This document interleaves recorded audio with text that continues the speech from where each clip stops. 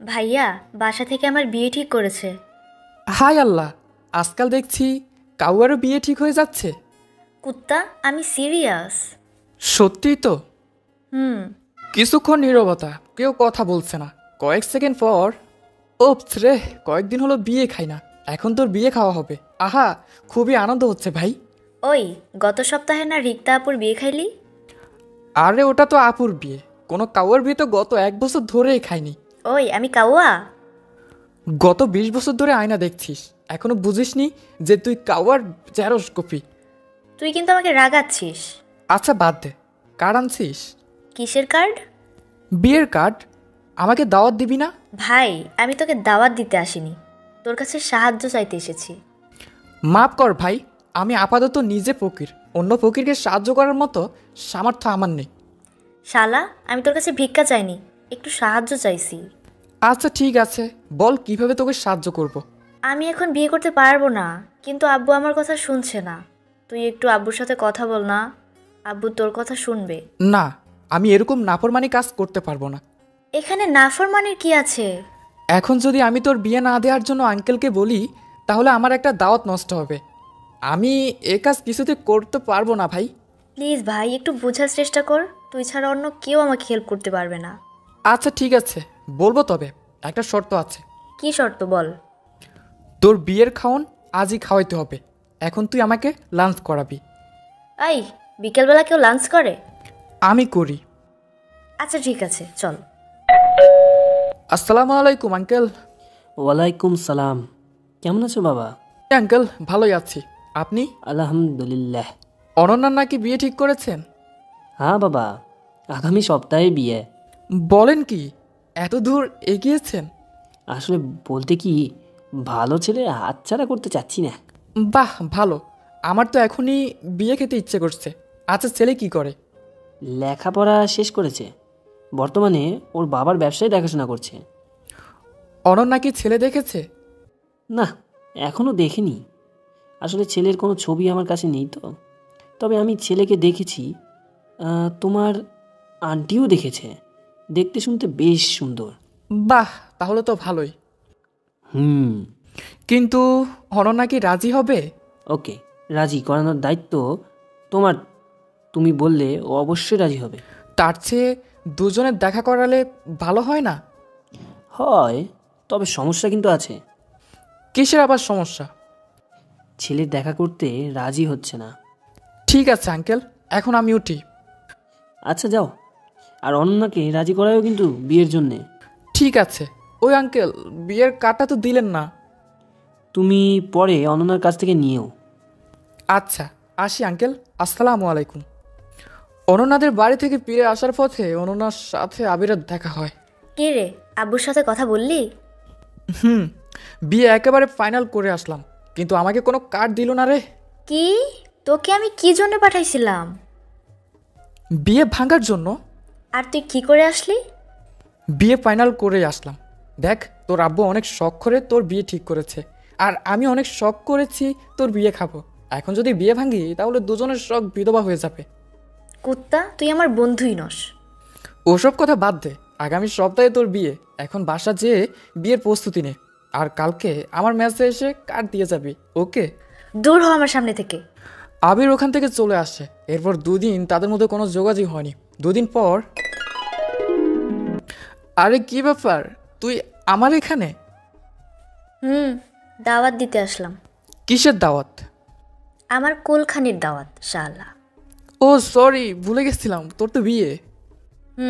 বিয়ের দাওয়াতই দিতে আসলাম। তার মানে তুই রাজি হয়ে গেছিস?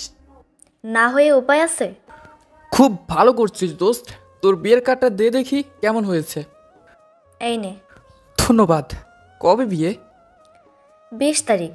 তুই দুদিন আগে আমাদের বাড়ি আসবি। আজকে যাই দোস্ত। ওই, বিয়ের এখনো 5 দিন বাকি, এত তাড়াতাড়ি এসে কি করবি? আর তোর লজ্জা নেই? বিয়ের দুদিন আগে আসবি, তার আগে আসলে কিন্তু খবর আছে। ঠিক আছে, যথা সময়ে পৌঁছে যাব। অনন্যা ম্যাচ থেকে চলে যাওয়ার পর আবির কার্ড খুলে দেখলো। কার্ড খুলে দেখে তার চোখ আকাশ উঠে গেল। বরের পরিচয়ের জায়গায় লেখা নাম আলামিন, পিতা শহীদুর রহমান। তার মানে আবিরের বড় ভাইয়ের সাথে অনন্যার বিয়ে ঠিক হয়েছে। কিন্তু এটা কি করে সম্ভব? আবির হুররে বলে জোরে একটা চিৎকার দিয়ে অনন্যাকে ফোন দিল। ভাবি, ওই সালা এভাবে চিল্লাস কেন? আর কে তোর ভাবি? হ্যাঁ, তুই আমার ভাবি হতে চলছিস ভাই, থুক্কু বোন। কি পাগল হয়েছিস নাকি? না রে সত্যি, তোর কার্ড দেখ, আমার ভাইয়ের সাথে তোর বিয়ে ঠিক করেছে আঙ্কেল। কি বলিস ভাই? দাঁড়া দেখি। কার্ডটা খুলে দেখার পরই আলামিন তোর ভাই? নিজের পেটের ভাই, দেখ নিজের মার পেটের ভাই। ভালোই হইল তো, আজ থেকে আমি তোর ভাবি। আমি আজই আমাদের বাড়িতে চলে যাচ্ছি, তোর বিয়ে মনে হয় আর খাওয়া হলো না, এখন ভাইয়ের বিয়ে খামু। এখন আর আমার বিয়ের দাওয়াত খাওয়া লাগবে না, তোর ভাইয়েরটা খেলেই চলবে। আবিরের বড় ভাইয়ের বিয়ে ঠিক হয়েছে, অথচ তাকে জানানো হয়নি। আবির সেদিন তার বাড়িতে চলে যায় ভাইয়ের বিয়ে খাওয়ার জন্য। রাত 11:20। আবির তাদের বাসার বারান্দায় দাঁড়িয়ে দাঁড়িয়ে সিগারেট লাগানোর চেষ্টা করছে। এর আগে কখনোই সে সিগারেটে হাত দেয়নি, আজ টেনশনের কারণে সিগারেট খাবে বলে ভাবছে। আবির তার ফ্রেন্ডের কাছে শুনেছে যে সিগারেট খাইলে নাকি টেনশন কমে, কিন্তু সমস্যা হচ্ছে এখনও সে সিগারেটটা লাগাতেই পারেনি। টেনশনের সময় মানুষ কিছুই করতে পারে না। আজ অনন্যার সাথে আবিরের বিয়ে হয়ে গেছে, আজ তাদের বাসর রাত। আসলে আবিরের ভাইয়ের সাথে অনন্যার বিয়ে হওয়ার কথা থাকলেও অনন্যার বিয়ে আবিরের সাথে হয়েছে। বিয়ের দিন আবিরের পুরো পরিবার রেডি হয়ে অনন্যাদের বাড়ি যাচ্ছে। আবিরের বড় ভাই বরের গাড়িতে আবিরকে ছাড়া আর কাউকে উঠতে দেয়নি। অর্ধেক পথ যাওয়ার পর বরের গাড়ি অনন্যার গাড়িগুলোর তুলনায় অনেক এগিয়ে গেছে। এমন সময় আবিরের ভাই গাড়ি থামাতে বলল। কি হলো ভাইয়া, গাড়ি থামাতে বললে কেন? আমি এখন পালাবো, আমি এই বিয়ে করব না। 2 দিন ধরে বাড়ি থেকে পালানোর জন্য সুযোগই খুঁজতেছি, কিন্তু কোনো সুযোগই পাইনি। আমি অন্য একজনকে ভালোবাসি, আমি তাকে ছাড়া কাউকে বিয়ে করব না, বাস। কি, তোমার মাথা খারাপ হয়েছে? যদি বিয়ে করবা না তাহলে একথা আব্বুকে বলনি কেন? ভয়ে বলিনি, তুই তো জানিস আমি আব্বুকে কত ভয় পাই। কিন্তু এখন যদি তুমি পালাও তাহলে আব্বু তোমাকে কখনোই বাড়িতে ঢুকতে দিবে না। না দিলে সমস্যা নাই, আমি এই বিয়ে কিছুতেই করতে পারবো না। ভাইয়া তুমি এটা করিও না, দেখো এখন যদি। কথা শেষ করার আগে আবিরের ভাই দৌড় দিয়ে পালিয়ে গেল। আবির শুধু থো হয়ে দাঁড়িয়ে রইল। অন্য গাড়িগুলো ইতিমধ্যে কাছাকাছি চলে এসেছে। আবিরের বাবা গাড়ি থেকে নামলো। কি ব্যাপার, গাড়ি থামাইছো কেন? আব্বু আসলে ভাইয়া ভাইয়া কি হয়েছে আলামিনের? ভাইয়া পালিয়ে গেছে। কি? সবাই এখন রাস্তার পাশে চুপচাপ দাঁড়িয়ে আছে। অনন্যার বাবাকে কল করে সব জানানো হয়েছে, উনি এখানে আসতেছে না। অনন্যার বাবা এসে প্রথমে একটু কঠোর কথা বললেন, এরপর তিনি কান্নায় ভেঙে পড়লেন।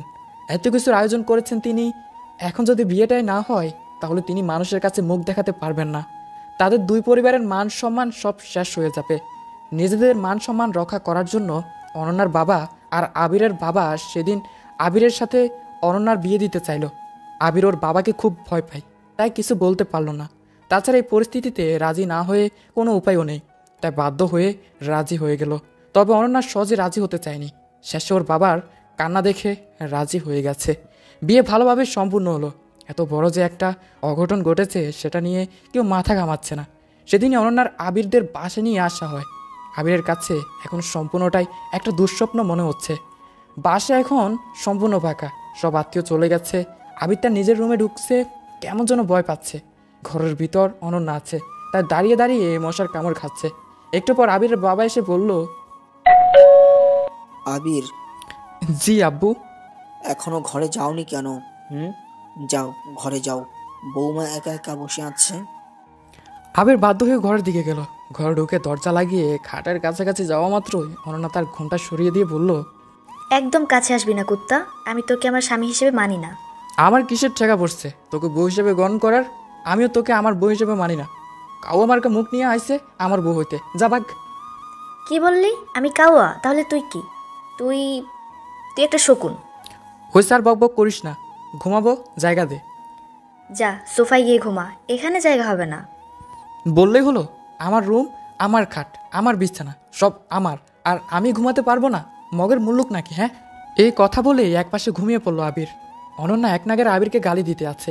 আবিরও ঘুমিয়ে গেছে। একটু পর অনন্যাও ঘুমিয়ে গেল। দুজন খাটের দুই প্রান্তে ঘুমাচ্ছে। পরের দিন আবিরের বাসায় অনেক আত্মীয় আসছে আবিরের বউ দেখার জন্য। বাড়ির বড় ছেলের বিয়ে না হয়ে যে ছোট ছেলের বিয়ে হয়েছে এটা কারোরই মনে নেই। সবাই আবির আর আবিরের বউ নিয়ে ব্যস্ত। অনন্যা স্বাভাবিকভাবেই আছে, মানে নতুন বউ যেরকম লজ্জা পায় সেরকম আচরণই করতেছে, সবার সাথে মিশে গেছে। বিয়ের 7 দিন চলে গেছে। অনন্যা এখনও আবিরকে স্বামী হিসেবে আর আবির তাকে স্ত্রী হিসেবে গ্রহণ করতে পারেনি। অনন্যা এখন আবিরকে তুই করে বলে, অবশ্য সেটা সবার সামনে না, যখন তারা দুজনের রুমে থাকে। আবিরের বাবা আবিরকে আর লেখাপড়া করাবেন না, তার সকল ব্যবসা এখন থেকে আবিরকে দেখতে হবে। আবির এ বিষয়ে কিছুই বলতে পারে না, কারণ তার বাবা যেটা বলবে সেটাই ফাইনাল। আবিরের বাবা আবিরের বড় ভাইয়ের কোনো খবর নেয়নি। বিয়ের 7 দিন পর বড় ভাই আবিরের বাবাকে কল করে বলেছে সে তার পছন্দের মেয়েকে বিয়ে করেছে, বউ নিয়ে সে বাসায় আসতে চায়। আবিরের বাবা তাকে ধমক দিয়ে বলেছে জীবনে যাতে এবারের মুখ না নয়।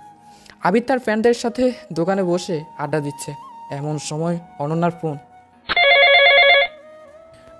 হ্যাঁ বলো। কই তুই? কেন? এক্ষুনি বাসায় আয়, দরকার আছে। কি দরকার বলো।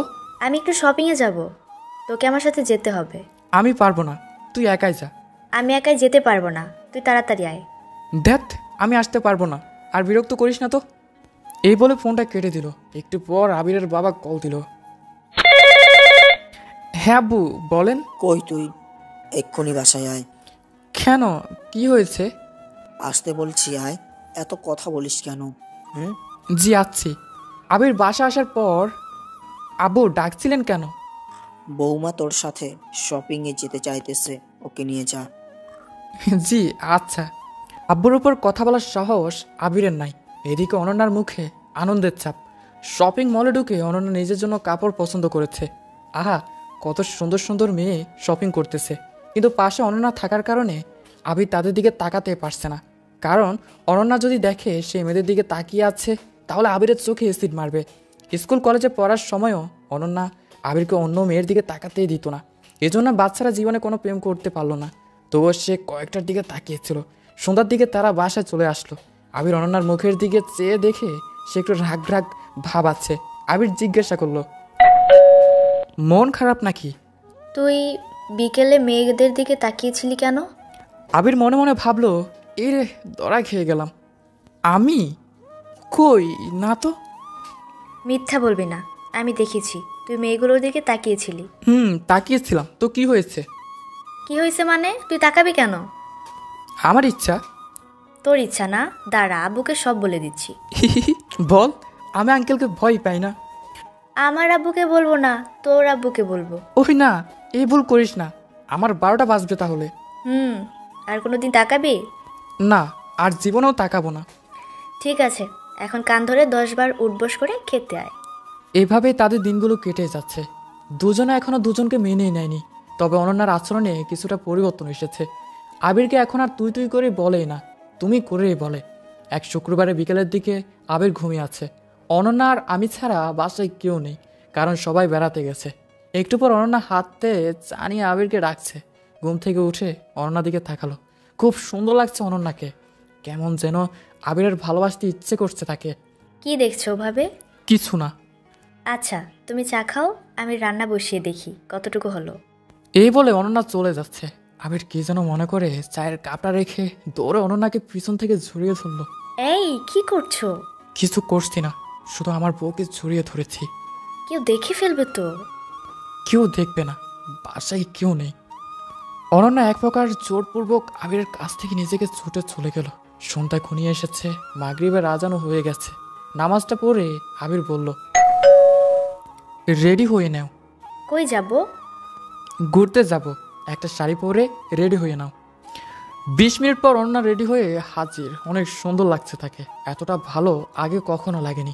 পাশাপাশি রিক্সায় তারা দুজন একটা পুলোর দোকানে রিক্সাওয়ালাকে থামাতে বলল। পুলোর দোকানের সামনে থামতে দেখে অনন্যা জিজ্ঞেস করলো, এখানে কেন? দরকার আছে। অনেকগুলো ফুল কিনে বাসায় চলে আসলো।